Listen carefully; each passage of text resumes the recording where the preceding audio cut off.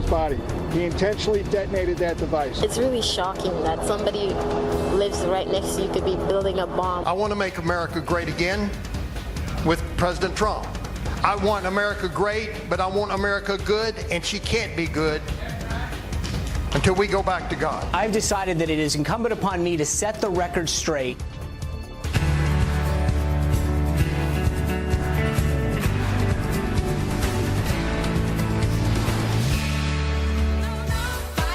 Fox and Friends First.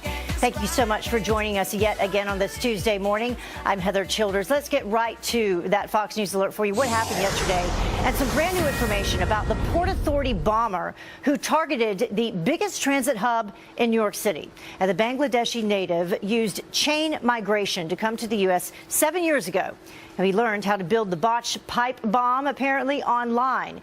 And he planned to do it all in the name of ISIS. Police now swarming his Brooklyn home, searching for new clues. And that is where we find Todd Pirro live.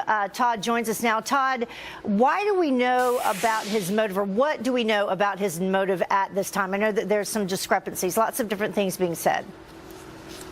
Yeah, Heather, definitely a lot of different things. We're going to get to that in a moment. But you described the scene outside our building there, 1211 Avenue of the Americas. It is a similar, eerily quiet scene here in this Brooklyn neighborhood, albeit a much different scene yesterday as investigators poured over every single detail of the suspected terrorist's life in an effort to get answers to the questions that you asked. Akayed Ullah lived here in Brooklyn after he entered the U.S. in 2011 from Bangladesh on a chain migration visa, a preferential visa available for those with family here in the U.S. Ullah was a licensed cab driver from March 2012 to March 2015, but his taxi and limo license was not renewed after 2015. Law enforcement said Ullah was inspired by ISIS, but did not appear to have direct contact with the group and likely acted alone. Reports say the 27-year-old was upset with the way Muslims have been treated by the U.S. and by recent Israeli actions in Gaza. And he reportedly became radicalized by Islamic State media. Neighbors here in this Brooklyn neighborhood describe Ullah as a hermit and a loner. The guy himself, he always had an attitude. I have a detail shop in the back. He would block the driveway. We would try to chase him, and he would have like an attitude, to move his car out of our driveway. He was cocky. How so? Just like he was better than everybody else. Like we're like belittled. Ullah allegedly packed a 5-inch metal pipe bomb and battery pack into the right side of his jacket before setting it off at the nation's busiest bus terminal in the heart of yesterday's morning rush. He told police he made the bomb at his work, reportedly an electric company. 3 people injured in the attack have been released from the hospital. Now, through their lawyer, the suspect's family says they were outraged by the treatment by police in the moments following the attack, or the attempted attack, I should say. We're going to hear more from that lawyer coming up. Heather, back to you. Yeah, and that lawyer also from the CARE organization, so we'll talk about that organization as well. Todd Pirro live for us. Thank you, Todd. Well, some brand new calls, as you would imagine, now to abolish the controversial Visa lottery program that gave the accused bomber a one-way ticket to America. Caroline Shively joins us now live in Washington, D.C. with the swift and strong response from the president. Good morning, Caroline. Good morning to you, Heather. The man accused of the bombing benefited from the extended family chain migration. That's when a person wanting to move to the U.S. gets preference because they have a relative here willing to sponsor them, and it's legal for now. We know that the president's policy calls for an end to chain migration, which is what this individual came to the United States through. And if his policy had been in place, then that attacker would not have been allowed to come in the country. The president said in a statement, quote, Congress must also act on my administration's other proposals to enhance domestic security, including increasing the number of immigration and customs enforcement officers, enhancing the arrest and detention authorities for immigration officers, and ending fraud and abuse in our immigration system. The suspect, Akayed Ullah, is from Bangladesh, but he's lived in the U.S. since 2011. Senator Lindsey Graham says authorities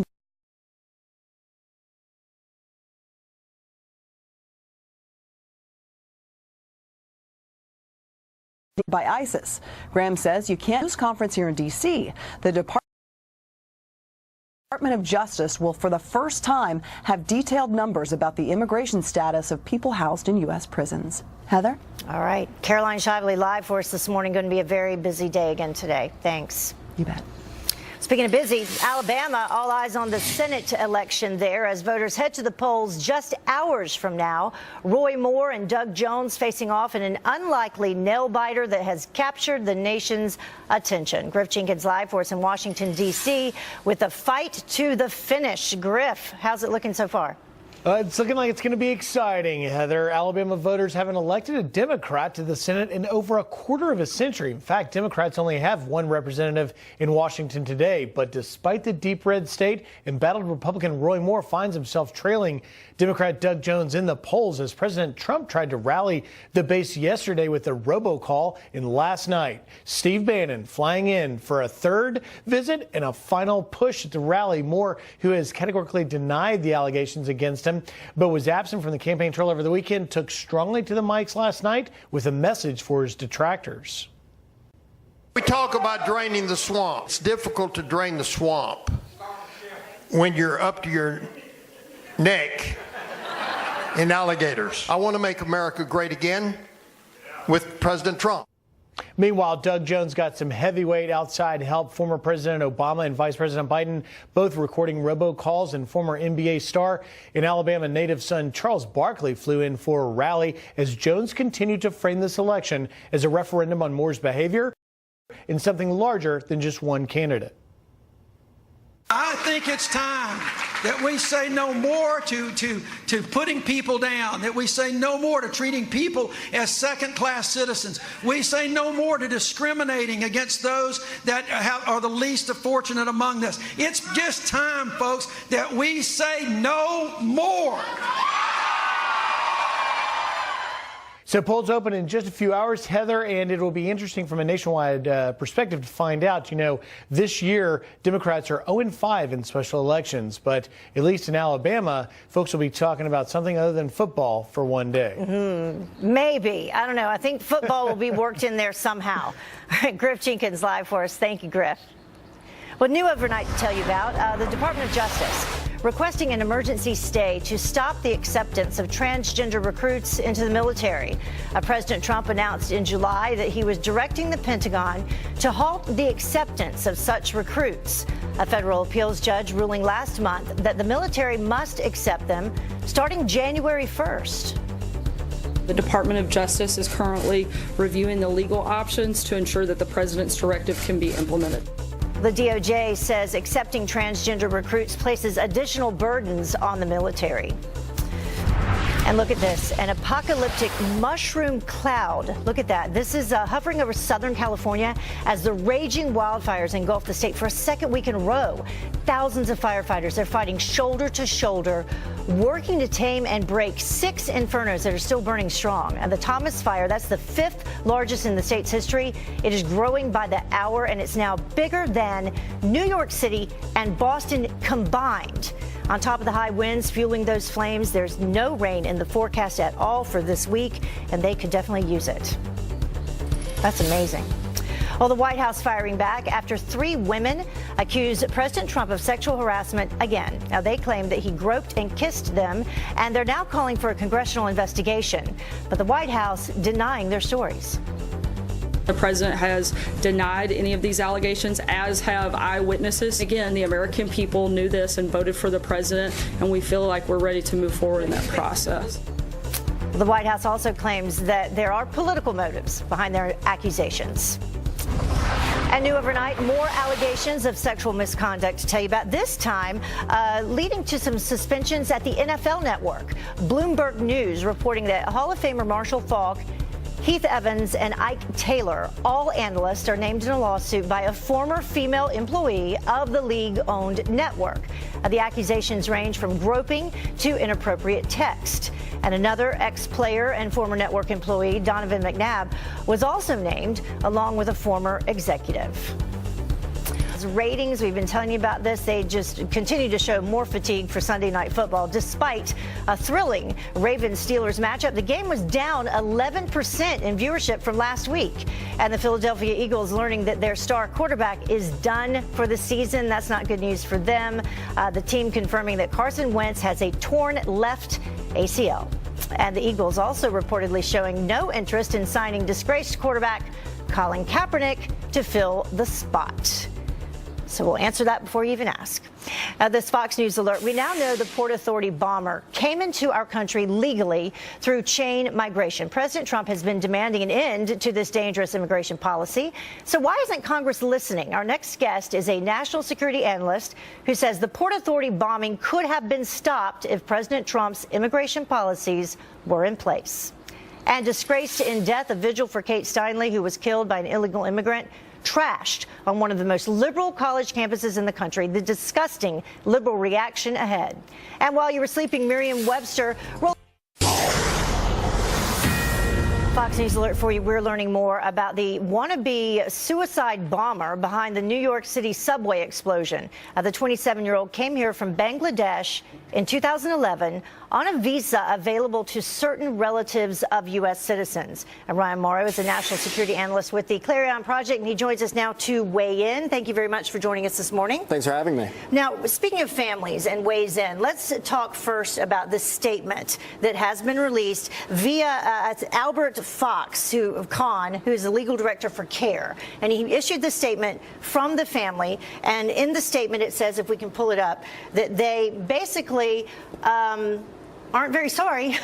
They say that we are heartbroken by this attack on our city today and by the allegations being made against a member of our family, but we are also outraged by the behavior of law enforcement officials during this investigation. Okay. Today we have seen and then it goes on from there, our children as young as 4 years old held out in the cold, denied as their parents were questioned or detained. And these are not the actions that we expect from our justice system, and we hope to see better in the days and weeks to come. What do you think about that statement? How dare you? How could they possibly say something like that and then go around making it sound as if they're moderate? Those are the statements that radicals make. When a member of your family who you are responsible for raising goes out and tries to commit a terrorist attack, you apologize, you cooperate with the authorities, you don't bash the police and start spreading the same type of radical Islamic propaganda that created that terrorist incident in the first place. It really is amazing, because I know authorities went to Brooklyn, which is where he lived, and they were going through, talking to family members, talking to neighbors. They alleged that one of the 4-year-olds was taken outside, so that's what that had to do with. Yeah, and they also, like American society and the police are just so bad. They're setting the stage so that they can say, well, if he's radical, it's because American society is so awful. And if they're immigrants from Bangladesh, how ungrateful do you have to be to say something like that? We let you in here. Tell us more about Bangladesh and immigrants coming in from Bangladesh. Right, so through the chain migration process, which basically says you have a family member living in a country like Bangladesh, then you go to the front of the line, you come into the United States. About 140,000 people from Bangladesh have come to the United States since 2005. You look at the polling data, Bangladesh is a country where about 26% of the population will say that suicide terrorism is often justified or sometimes justified. Wow. So you've got to imagine that a significant portion of those people that came over here are radical, and we do not have the vetting processes in place to look for extremists. It focuses on terrorists, not extremists of the type that are popular in Bangladesh. And I heard that from a Bangladeshi religious cleric in this area who warned me years ago that all of this was going on. And it's steadily increased. If you can take a look at those numbers right there, between 2005 and 2016, the numbers that have come in via this chain migration way to come into the country. Apparently he had an aunt that lived here. Right, and so this is the same family. And he made the cutoff by a couple months, from what I understand as well, because he was 20 years old at the time that he was able to come in here. Unbelievable. But I think one of the things that you're going to see develop is, as we look at the mosque that he attended and the family's background, especially with this statement coming out, you'll probably see a connection to a supposedly non-violent extremist movement that we really should be vetting people for, because they're radical, like Tablighi Jamaat or one of these other groups that are popular in Bangladesh. And if we find that out, you're going to have a big scandal because it first started being curtailed, the vetting was, under the Bush administration, and then stopped under the Obama administration in 2012. And they're already talking about how he allegedly became radicalized once he was here. He learned how to make the bomb online. Does that make a difference? Because clearly, I mean, he's already made it clear that his allegiances were to ISIS.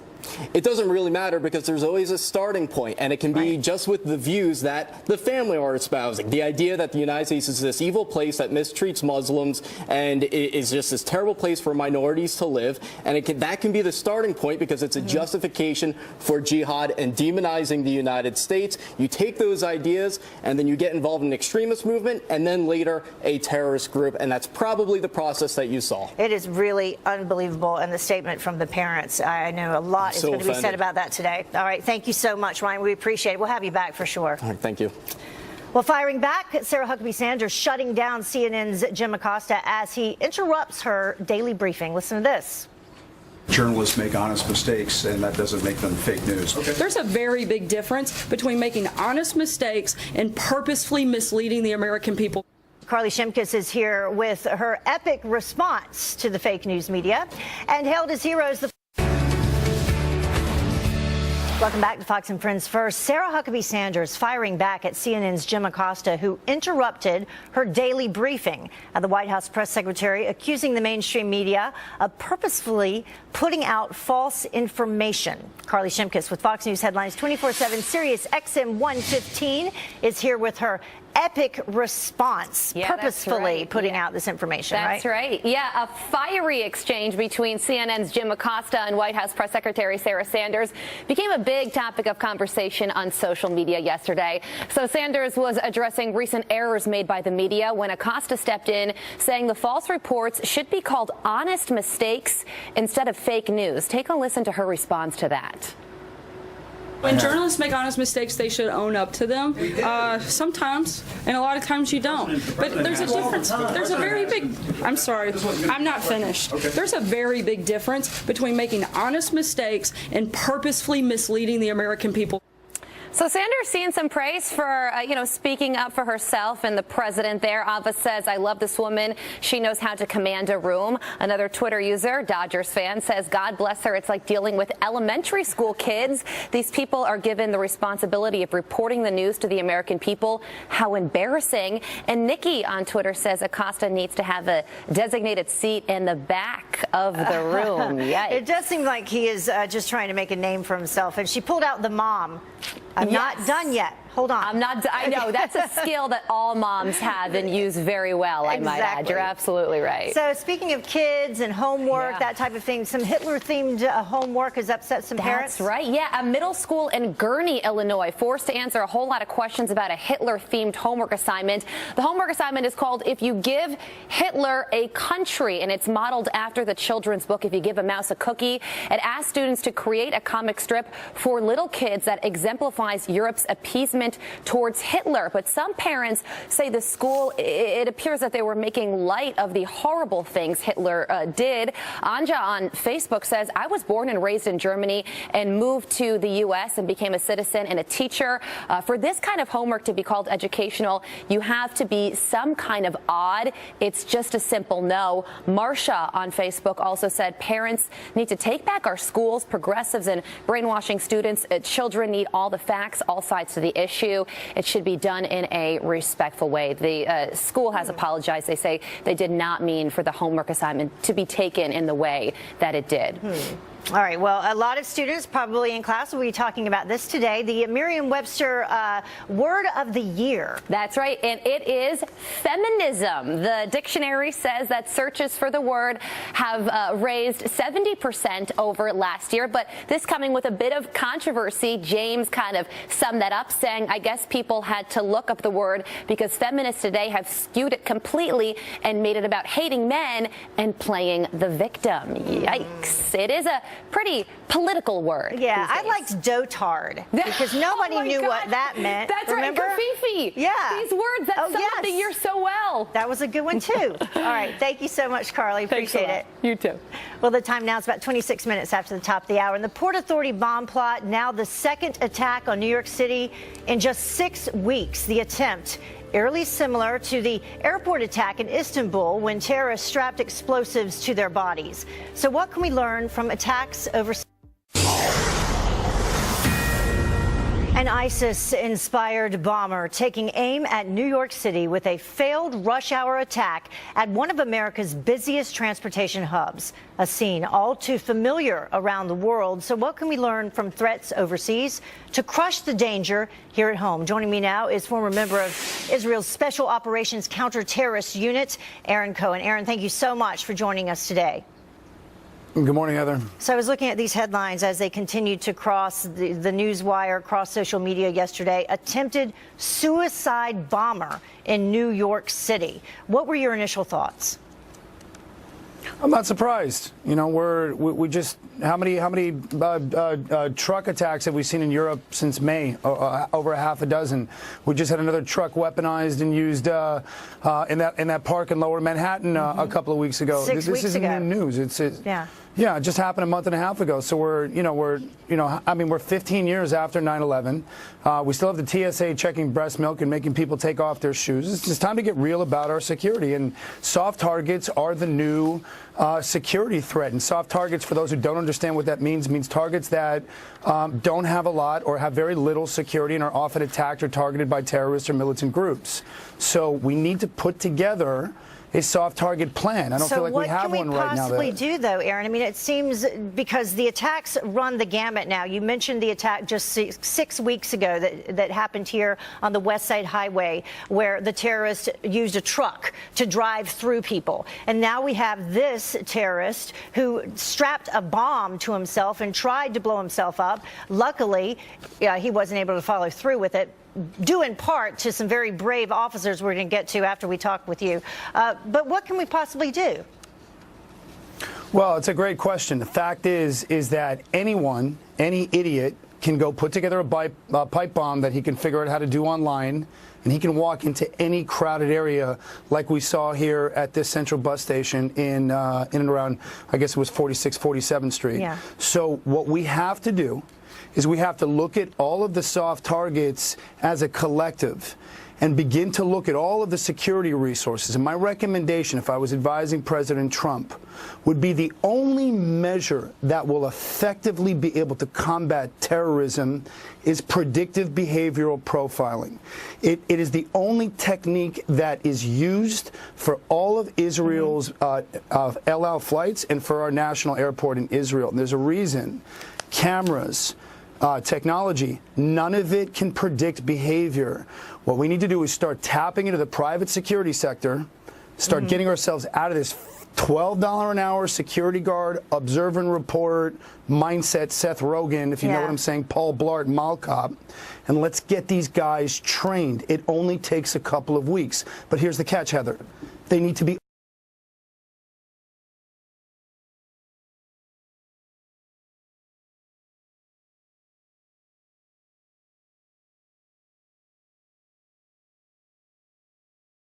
over aggressive amount of force. Well, that makes sense. Somebody comes at you with a bomb.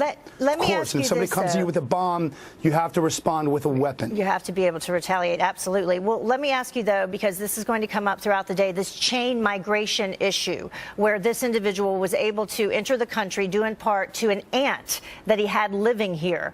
So in terms of chain migration, will tougher immigration laws, if chain migration had not been allowed, would this have happened? No, it wouldn't have happened. And chain immigration needs to be squashed. Group family immigration needs to be squashed. And the fact is that intelligence gathering, which is really what the Americans are having to learn very, very quickly, and we've learned in Israel. I mean, this is a 60-year process. We've been dealing with this with Hamas, with Hezbollah. This is an art form that takes years to get together. And as the Americans are figuring this out, and as they're going through what I call security puberty, all of these immigration laws need to be completely restructured. Congress needs to lay off this president, and he needs to get tough with these countries that support terrorism, that harbor terrorism, that have anywhere close to a 15 to 20% to 25% belief that suicide bombing is acceptable, like your last guest was talking about. Yeah, we need to basically put a choke point. Yeah. Well, it's incredible. You need to put a choke point on these countries. Yeah. All right. Well, Aaron, you need to put a choke point on these countries so they can't get in. Thank you so much, Aaron. We appreciate it. That's going to be talked about a lot throughout the day, and we'll have you back to talk more about it, too. Thank you so much. Well, big cities, including New York City, now boosting security in the wake of the attack. New York Governor Andrew Cuomo now increasing security at high-profile locations, including airports, bridges, tunnels, and mass transit systems. Other big cities across the U.S. following suit. In Boston, there will now be an increased police presence at all transit stops. Officers and K-9 units standing by at both North Station and South Station. And then in Philadelphia, police are stepping up patrols across mass transit lines. K-9 units and police seen around SEPTA's suburban station in Center City. Well, as authorities beef up security across the country, we're now learning more about the 4 heroic cops I mentioned who took down the New York City bomber. Port Authority police officers Anthony Manfredini, Sean Gallagher, Jack Collins, and Drew Prestons. They are credited with making the split-second decision and putting their own lives on the line to save others. All 4 running towards the panic, leaping on top of the suspect and removing the device before he could set off another explosive. Thank you to those 4 men right there. Well, Roy Moore making a last-minute push just hours before voters head to the polls. I want America great, but I want America good, and she can't be good until we go back to God. But can he win over the faithful? Pastor Robert Jeffress says that Christian voters can cast their ballots with a clear conscience. He's live up next.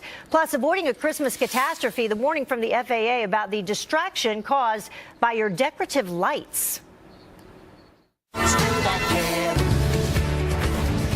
It's difficult to drain the swamp when you're up to your neck in alligators. And that's where we are. We're up to our neck in alligators. I want America great, but I want America good, and she can't be good until we go back to God. Roy Moore making his last-minute pitch to voters for the Alabama Senate seat. But as people head to the polls in just a few hours from now, can we expect evangelicals to turn out for the embattled Republican candidate? Here now to weigh in is Fox News contributor and senior pastor of First Baptist Dallas, Pastor Robert Jeffress. Thank you so much for joining us, Pastor. We appreciate it. Thank you, Heather. So voter turnout is going to be key in this race, as we've heard. Do you think evangelicals will turn out in the numbers needed to support Roy Moore? I think that's yet to be seen, Heather, and only God knows how this is going to turn out. However, I think we need to lay out very clearly the dilemma that evangelicals are facing right now. You know, Christians above all people have a zero tolerance level for child abuse of any kind. I mean, Jesus said it'd be better to have a millstone tied around your neck and cast into the sea than to harm a child. But here's the problem. I mean, evangelicals can choose Roy Moore, who vehemently denies allegations of child abuse from 40 years ago, or they can choose Doug Jones, who openly and proudly embraces the most severe kind of child abuse, and that is abortion. I mean, Doug Jones does not believe there ought to be any restrictions on abortion. If a mom doesn't like the gender of her child, get rid of it. All right, if a mom decides after 30 weeks of pregnancy she's tired of it, get rid of it. Evangelicals hate that, and I think that's what's going to send them to the polls in favor of Roy Moore. So how do, aside from the abortion issue, which obviously is very key in this race and is going to be in the state of Alabama, in terms of if you're an evangelical in the state of Alabama, all of these allegations, even though they have not been proven, these women claiming that this happened to them, how do you reconcile that inside after you go to the poll and you vote for someone who possibly did these things? Well, first of all, everybody has to follow their own conscience in this. But I think, Heather, Christians above all people understand that all of us are flawed. The Bible says all of us have sinned and fallen short of the glory of God. And, I think this is going to be more about the future than it is about 40-year-old allegations from the past for many evangelicals. Last night, at the end of the White House Christmas party, President Trump asked me to come to the stage and before I pray, just to say a few words. And I talked talked about why evangelicals love President Trump. He is pro-life. He is pro-religious liberty. He is a pro-conservative judiciary. Evangelicals love this president. They want to see his agenda continue to succeed, and I think they know that Roy Moore, not Doug Jones, is the key to making that happen. So if you were in the state of Alabama, would you be voting for Roy Moore?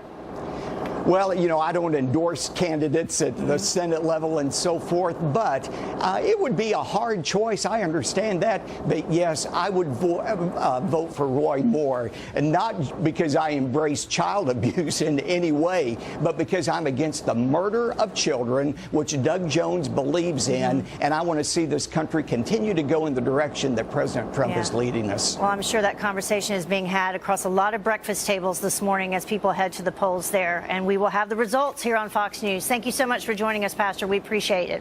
Thank you, Heather. As always.